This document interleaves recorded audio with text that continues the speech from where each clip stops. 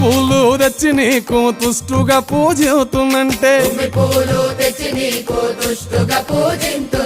కొమ్మ కొమ్మన కోటి తుమ్మెద లెంగిలంటున్నావు శివ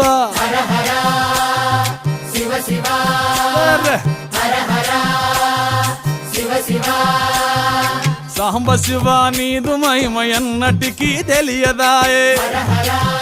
గట్టిగా నారికేళము తెచ్చి నీకు నైవేద్యము చేతునంటే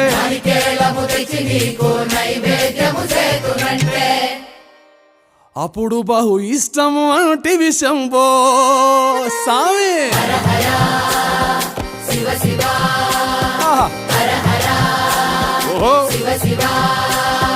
హర హర